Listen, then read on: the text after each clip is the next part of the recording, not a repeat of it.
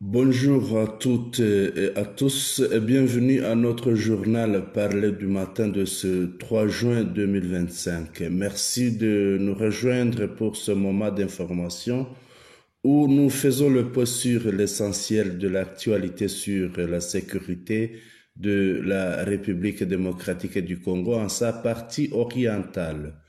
Que vous soyez chez vous en déplacement ou au travail, installez-vous confortablement. Au programme de ce matin, nous avons les points suivants. 1. Des commandos de la coalition gouvernementale tombés à Rugezi. 2. La République démocratique du Congo boucle sa campagne sur l'élection des membres non permanents du Conseil de sécurité à l'ONU. 3. Reddition sur reddition à Goma. 4. Constant Mutamba sacrifié par son chef. 5. Le général Johnny Luboya s'indigne du service de gestion des ressources au sein des FRDC. 6. La CIRGL en réunion avec les autorités de la FCM 23. 7. La Samedi Arassi évacue ses matériels pour la 8e fois. Suivez les détails. Des commandos de la coalition gouvernementale tombés à Rugezi. À Rugezi, dans la province du Sud Kivu, une embuscade meurtrière a coûté la vie à des dizaines de commandos de la coalition gouvernementale de Kinshasa. L'attaque attribuée aux éléments de la RCM 23 Twirwaneho a provoqué une vive émotion dans les rangs de l'armée et du gouvernement. Les familles des soldats sont en deuil et expriment leur tristesse et inquiétude face à la persistance du conflit. La République démocratique du Congo boucle sa campagne sur l'élection de membres non permanents du Conseil de sécurité à l'ONU. La République démocratique du Congo a officiellement clôturé ce samedi sa campagne pour l'élection de membres non permanents du Conseil de sécurité des Nations Unies prévue en cette date du 3 juin 2025 à New York. Candidat pour la période 2026-2027, le pays affirme son ambition de porter haut la voix de l'Afrique sur la scène internationale. Lors d'une cérémonie organisée à Kinshasa, à cette occasion, la ministre des Affaires étrangères, de la coopération internationale et de la francophonie, Thérèse Kaikwamba, a déclaré que la République démocratique du Congo aborde ce moment décisif avec sérénité, confiance et responsabilité. À quelques jours du vote, nous abordons cette étape avec sérénité, confiance et sens de responsabilité. La République démocratique du Congo est prête à servir, à écouter, à contribuer avec la dignité d'un État résolument tourné vers la coopération et la solidarité, a affirmé la ministre. Cette candidature marque une étape stratégique dans le renforcement de la diplomatie congolaise sur le continent et à l'échelle mondiale. Pour Kinshasa, siéger au Conseil de sécurité représente l'opportunité de participer activement à la prévention des conflits, à la promotion de la paix et de défendre les intérêts du continent africain dans les grandes décisions internationales. Le vote qui se tiendra à l'Assemblée générale des Nations unies verra l'élection de 5 nouveaux membres non permanents pour un mandat de 2 ans. Les sièges sont attribués selon une répartition régionale équitable entre les groupes d'États membres. Reddition sur reddition à Goma. Après l'arrivée de Joseph Kabila Kabange, Mbusa Nyamwisi Antipa, qui confirme être toujours membre de l'Union sacrée, vient à son tour d'arriver à Goma. Ce proche de Félix Tshisekedi est le premier haut cadre du pouvoir de Kinshasa à arriver dans cette ville sous contrôle de l'AFC M23 de Corneille Nangaa. Après Mbusa Nyamwisi Antipas, c'était hier le tour du général Amis Kumba Tangofor qui hier a rejoint Goma pour se rallier à l'AFC M23 de Corneille Nangaa. Gabriel Amis Kumba, surnommé Tangofor, est un militaire congolais de la République démocratique du Congo. Il fut chef d'état-major des forces terrestres de l'armée de la République démocratique du Congo entre 2006 et 2012. En 2020, il est inspecteur général des FARDC. Amis est un ancien officier des forces armées congolaises recruté dans l'Alliance des forces démocratiques pour la libération du Congo, AFDL, en 1996. Pendant la Seconde Guerre du Congo, Amissi est chef d'état-major adjoint chargé de la logistique du Rassemblement congolais pour la démocratie RCD Goma. Cette position était à l'origine de son surnom de Tangofor, qui est Tangofor avec T4 comme abréviation de son surnom. En juillet 2020, Amis est promu général d'armée et nommé inspecteur général inspecteur général des FARDC. Il fut président de la coordination de l'ASV Club, association Vita Club, équipe de foot, un club de football de Kinshasa entre 2002 et 2020. Il a été impliqué par Human Rights Watch dans l'exécution sommaire d'un soldat et dans la torture des prisonniers dans un centre de détention de renseignements militaires à Goma en 2001. Auparavant, en août 1998, le général avait personnellement incendié au lance-flammes le quartier Maluku de la ville de Kalemi à la suite d'une des informations de RFI disant que ce quartier abritait encore des jeunes hostiles à la rébellion du RCD au total de 180 hommes, femmes, vieillards et enfants.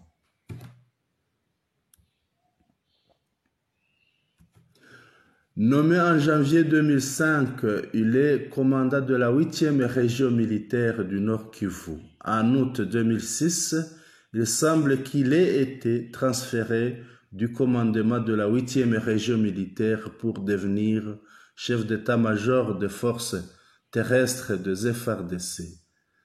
Il existe des allégations crédibles, certaines avancées par la BBC, selon lesquelles le général Kumba aurait personnellement profité de sa position, bénéficiant de l'exploitation minière dans l'est du pays au cours des dernières années. De nombreux rapports relient Amis aux opérations minières du Nord Kivu. En particulier, Amis semble avoir protégé et profité des opérations du colonel Sami Matumo, l'ancien commandant de la 85e brigade qui occupait la mine de Bissié depuis plusieurs années.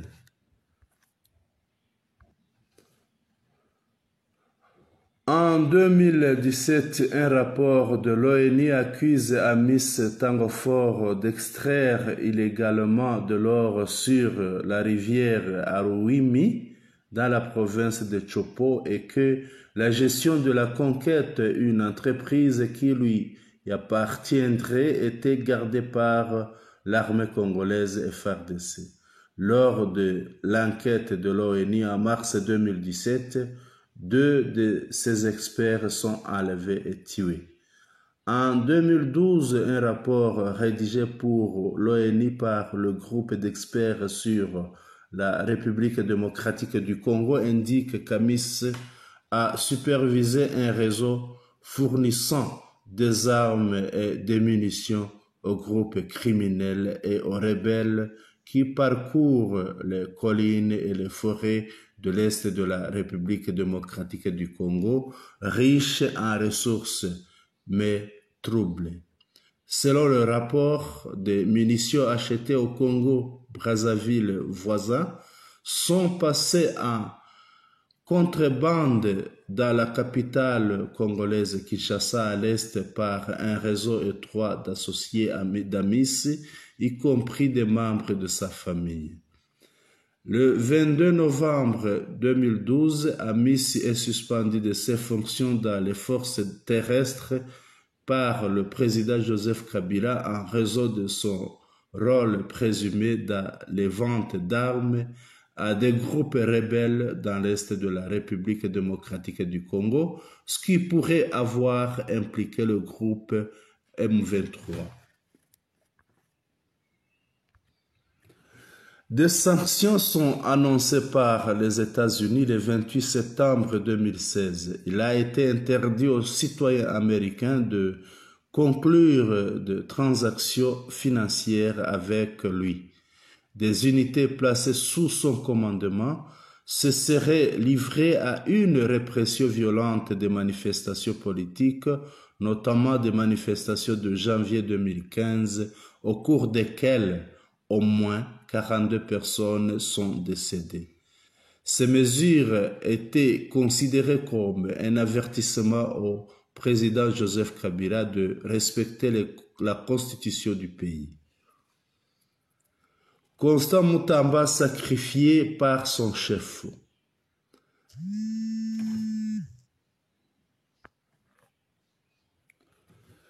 J'ai sacrifié Mutamba pour calmer Kabila. Félix Tshisekedi se lâche. Le journal togolais La Machette dévoile une conversation qui a fuité entre le ministre des Affaires étrangères du Togo et l'ambassadeur de la République démocratique du Congo accrédité à Lomé. Les deux personnalités évoquaient la situation en République démocratique du Congo. Et l'ambassadeur congolais, Trelokos, aurait révélé que le président de la République démocratique du Congo se trouvait dans une position très défavorable sur la scène internationale à justice. Le jeune Constant Mutamba pour obtenir de Kabila un tête-à-tête dans un lieu secret loin de la République démocratique du Congo, dévoile l'ambassadeur. Le général Johnny Luboya se lamente du mauvais service au sein des FRDC et du gouvernement en général. Écoutez. Nous avons toujours ce problème-là d'identification des veuves. Et récemment, là, nous avons eu une équipe de l'IG, l'inspectorat général, qui est arrivé ici pour identifier les veuves. Mais malheureusement, c'est chaque fois qu'ils passent ici que nous avons après des retombées comme celle-là. Et vous savez que nous sommes dans une zone opérationnelle. Nous sommes dans une zone opérationnelle, on ne peut pas venir nous distraire, on ne peut pas venir nous affaiblir avec ce genre de problème-là. On ne peut pas être dans une armée, chaque jour on a toujours les mêmes problèmes. J'étais ici, j'avais dénoncé devant le chef de l'État, commandant suprême, la première fois qu'il est arrivé ici. J'avais parlé du problème d'effectifs. J'avais parlé clairement du problème d'effectifs. Les gens ont dit tout ce qu'ils voulaient. Mais nous avons eu les conséquences. Je crois que tous ceux-là qui étaient à Goma, tous les commandants qui étaient à Goma, ils connaissent de quoi ça retourne. Des régiments qui n'étaient plus des régiments. Personne n'en a donné des rapports et tout, mais rien n'a été fait. Là où il fallait avoir 1200 personnels, on a 300, on a 400. Et jamais ces gens-là ont été mis en cause. Alors aujourd'hui, ça revient encore la même chose. Alors que nous n'avons pas encore fini ce problème-là de personnel militaire. Bon, voilà, maintenant, aujourd'hui, c'est encore les veuves. Et malheureusement, cela se passe dans une zone opérationnelle, ce que je ne peux pas accepter. Nous sommes au XXIe siècle, je crois qu'il y a des choses que nous devons arrêter. On ne doit plus parler de ce genre de problème. Les contrôles là doivent être des contrôles sérieux. Et le contrôle, si le contrôle est sérieux, on va voir le résultat. Un militaire qui est au front, comme maintenant là, nos militaires sont en train de combattre là, le CRP M23, la milice de Thomas Lubanga, qui est, n'est-ce pas, allié au M23. Nos militaires sont en train de mourir. Mais s'il y a un militaire qui est devant l'ennemi, il apprend que les veuves ne sont pas payées. Pourquoi est-ce que ce militaire-là va se sacrifier? Il va dire le jour où je vais mourir, ça sera la même chose pour mes enfants. Ça touche vraiment au moral du militaire. Ça touche au moral de ces combattants, de ces hommes-là qui sont vraiment à la ligne de front. Comment est-ce qu'ils vont combattre s'ils savent que s'ils meurent, à leur mort, on ne va pas s'occuper des veuves? Qu'on va traiter leurs veuves comme on est en train de le faire aujourd'hui, qui vise à déstabiliser toutes les opérations. Ça vise à déstabiliser. Moi, j'ai eu l'information depuis le matin que ces femmes allaient se pavaner sans habits dans la ville. Imaginez qu'elles aient fait ça, qu'elles le fassent maintenant. Vous pouvez vous imaginer les conséquences? Alors que moi, en tant que commandant des opérations, je ne suis pas dans cette chaîne. Aujourd'hui, les militaires mangent 15 jours. Les vivres pendant 15 jours. Mais allez au ministère demander combien d'argent on est en train de donner pour les vivres. Aujourd'hui, les fonds, je ne sais pas moi, quadruplés, ou je ne sais pas, les militaires doivent manger 3 fois. Mais quand ils ne mangent pas, et surtout ici au front, on pense que c'est qui? On pense que c'est moi. Quand les militaires ne sont pas payés, les gens, le commun des mortels pensent que c'est le gouverneur. Alors que je ne suis pas dans cette chaîne-là. Moi, je suis là pour les opérations. C'est vrai, je représente l'armée ici. Mais moi, je suis là pour la chaîne, la mise en œuvre. Et la mise en œuvre, c'est le combat. C'est tout, la guerre. Et l'autre chaîne, la logistique et l'administration, ça c'est à la région militaire et ainsi de suite. Donc ces choses-là doivent être claires. Ça doit être... Voilà, c'était le général Johnny Luboya, gouverneur militaire de la province d'Ituri. Après la sortie de ses propos, le général Luboya, gouverneur militaire de la province d'Ituri, a été taxé de Rwandais. La CIRGR, en réunion avec les autorités de la FCM 23, a tenu une réunion avec les autorités provinciales de la FCM 23 à Goma. Écoutez. Une forte délégation du mécanisme conjoint de vérification de la CIRGL a échangé avec le gouverneur du Nord-Kivu, Bahati Musanga Erasto. C'était ce mardi 2 juin 2025 au musée de Himbi, siège officiel des institutions de la province du Nord-Kivu. Tout a tourné autour de la mission de la conférence internationale sur la région du Grand Lac, une structure régionale qui a pour mission la paix et la sécurité dans la région du Grand Lac. Le gouverneur du Nord-Kivu a traduit sa détermination à collaborer avec la CIRGL à travers le mécanisme conjoint de vérification élargi pour la stabilité et le développement dans la partie libérée déjà par la FC23 en province du Nord-Kivu. Bahati Musanga Erasto n'a pas manqué à brosser brièvement les pas franchis dans la mise en œuvre de la paix, la sécurité, la stabilité dans les entités sous contrôle de la FCM23 au Nord-Kivu. Au sorti de l'audience, Laki Cholwe, coordonnateur du mécanisme conjoint de vérification élargie, a salué l'attachement de l'exécutif provincial. First and foremost, I wish to thank Premièrement, je remercie le gouverneur du Nord-Kivu car je suis venu avec mon équipe et il a accepté de nous recevoir et discuter avec nous. Et je remercie la FCM23 pour son leadership qui nous a également donné cette opportunité de rencontrer les gouverneurs.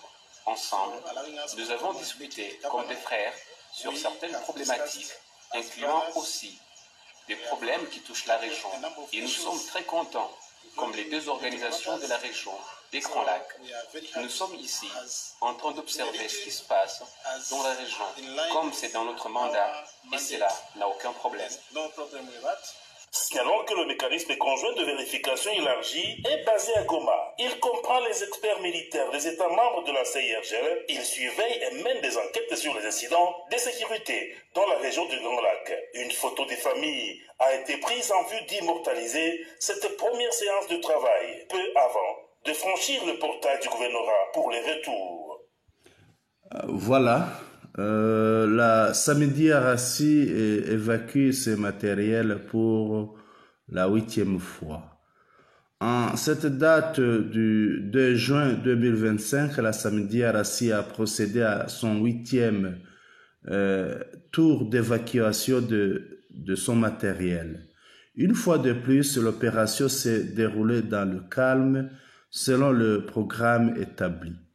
Fidèle à sa démarche habituelle, la Samedi Arassi a choisi d'emprunter l'itinéraire passant par le Rwanda pour rejoindre la localité de Chato en Tanzanie. Ce trajet désormais bien connu reste le corridor privilégié pour le transfert sécurisé de ces équipements. L'évacuation se fait progressivement dans le respect des accords établis, marquant une étape de plus dans le processus en cours. Nous suivrons de près les prochains mouvements dans les jours à venir. Auditeurs et auditrices, c'est ainsi que se referme notre journal parlé de ce matin. Merci de nous avoir suivis et de rester fidèles à ce rendez-vous d'information. Nous espérons que ces nouvelles vous ont permis de mieux comprendre les faits marquants de l'Est de la République démocratique du Congo. N'oubliez pas que l'actualité continue et nous serons là bientôt pour vous en faire le résumé. Bonne journée à tous, mais n'oubliez pas de presser sur subscribe, presser sur like et presser sur share pour partager nos informations à vos connaissances. Prenez soin de vous et de vos proches. Passez une excellente journée où que vous soyez. À très bientôt pour une nouvelle édition du journal Parler. Bonne journée à tous et à toutes. Vous étiez avec Senhama.